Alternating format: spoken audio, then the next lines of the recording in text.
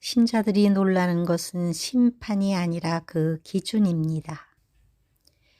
최후의 심판에서 이루어질 양과 염소로 분리되는 기준에 놀랍니다. 현재의 기준에서 보면 너무나 가혹한 판결입니다. 사실 가혹한 것이 아니라 의무를 소홀히 한 것인데요. 사랑이 가득한 하나님께서 그렇게 하실 리가 없다고 넘어갑니다. 그러나 성경은 분명히 양과 염소로 갈라지고 염소는 불못에 들어갈 것이라고 합니다. 염소가 불못의 판결을 받은 이유는 한마디로 선행을 하지 않은 죄입니다. 부자와 나사로 비유에서 부자가 지옥에 들어간 것과 같은 이유입니다. 믿음으로만 구원을 받을 것이라고 가르친 교사들은 이 비유들을 보면 상당히 당황합니다. 우리 또한 이런 결과를 보고 놀라지만 이 말씀은 천국과 지옥의 판결을 직접 담당하시는 주님께서 하셨으니 사실일 것입니다. 믿음은 구원을 주고 보혈로 죄를 씻어내는 은혜를 가져오지만 모든 선악의 행위는 심판의 대상입니다. 선행을 하지 않은 죄는 악행을 한 죄만큼이나 심각한 죄라는 사실을 알게 합니다. 우리는 얼마나 하나님의 말씀을 실제적으로 신뢰하고 있을까요? 말씀에 대한 신뢰의 척도가 바로 믿음입니다. 이 비유에서 상황을 파악하면 모든 민족을 모았으니 염소가 모두 신자들은 아닙니다. 그러나 신자들이 제외된 것도 아닙니다. 지옥에 가는 사람들의 유형은 이 밖에도 있습니다. 요한계시록에는 8종류의 죄가 불못에 들어가고 갈라디아서에는 15개의 목록이 있습니다. 이 긴 목록에 구제가 추가되었다고 해서 놀랄 일은 아닙니다. 은혜의 시대에 이런 판결의 기준은 구원을 쉽게 가르친 교사들이 깊이 하는 구절들입니다. 신약 시대에는 구원의 기준이 완화되었다고 생각하지만 그렇지 않습니다. 오히려 강화되었다는 사실은 여러 곳에서 발견할 수 있습니다.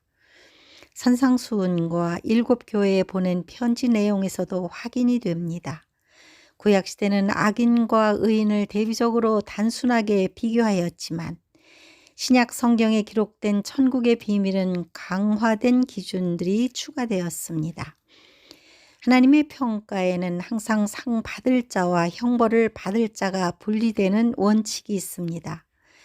양과 염소가 분리되고 알곡과 쭉정이, 좋은 나무와 나쁜 나무, 지혜로운 건축자와 어리석은 건축자, 좋은 고기와 나쁜 고기, 충성된 종과 게으른 종, 슬기로운 처녀와 미련한 처녀들이 갈라질 것이라고 경고합니다.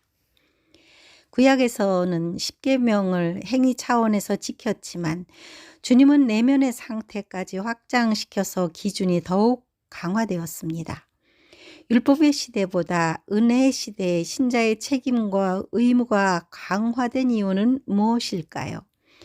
여러 이유가 있지만 먼저는 동물의 피에서 완전한 그리스도의 피로 속죄가 가능해졌기 때문입니다. 또한 성령의 능력 안에서 신자들이 더욱 능력 있는 삶을 살 수 있게 되었습니다. 뿐만 아니라 천국과 지옥과 바깥이 계시되었고 이에 대한 기준도 알려져서 신자들에게 계시와 지식이 한층 증가했습니다. 은혜를 많이 받은 사람일수록 책임과 의무가 증가되는 것은 성경에서 발견되는 공통된 현상입니다. 더 큰 은혜에서는 더 큰 책임이 주어집니다. 책임뿐만 아니라 그리스도 안에서 믿는 자들의 보상도 더욱 커졌다는 사실입니다.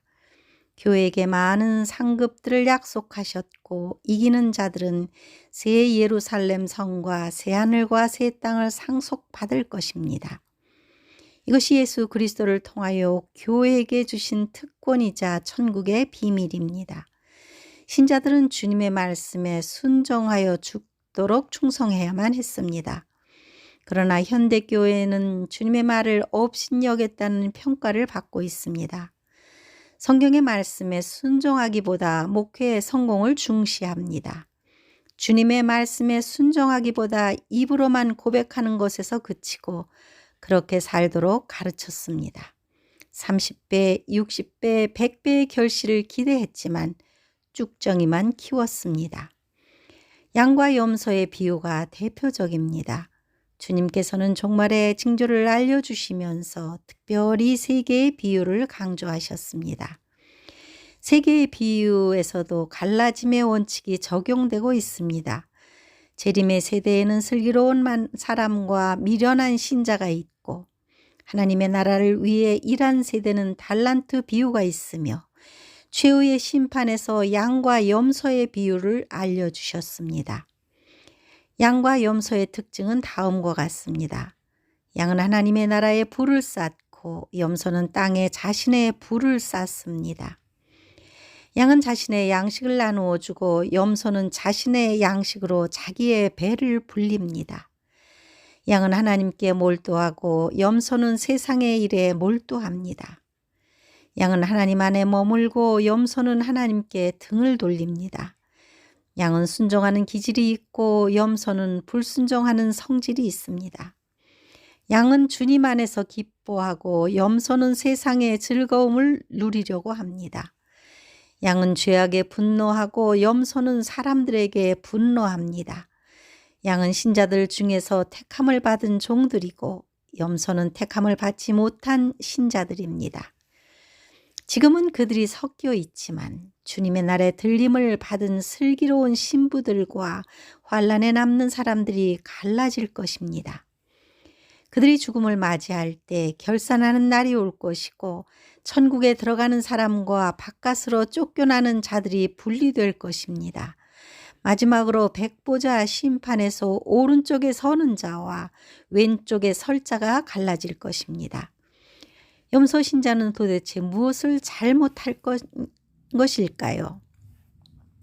비유에서는 6가지의 선행이 소개되었는데 가장 중요한 부분이며 4차례나 반복됩니다. 신자들에게 선행이 필수적인 임무라는 사실을 상기시키고 있습니다. 선행의 대상은 내 형제 중 지극히 작은 자라 했으니 그리스도인 중에서 연약한 자들입니다. 믿는 형제 자매들이 주질 때 먹을 것을 나누어 주었다. 그들이 목마를 때 마실 것을 나누어 주었다. 그들이 나그네 되었을 때 영접하였다. 그들이 헐벗었을 때에 옷을 입혀 주었다. 그들이 병들었을 때에 돌보았다. 그들이 옥에 갇혔을 때에 와서 보았다. 우리는 6개의 선행 중에 몇 가지를 행하고 있을까요? 이런 선행에 관심을 보이고 있을까요? 6가지 선행의 특징은 무엇입니까?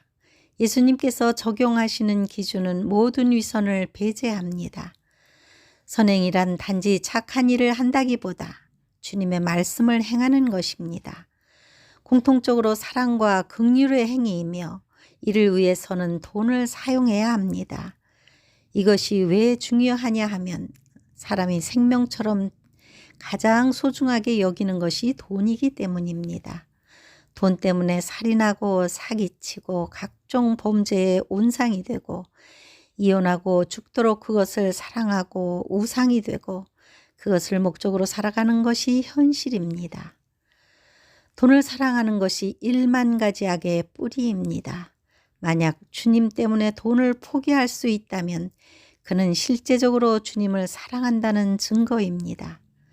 라오디게아 교회는 부자였기에 신앙은 형식적으로만 유지하는 것에 만족했습니다. 심판석에서 재판장이 선고하였습니다.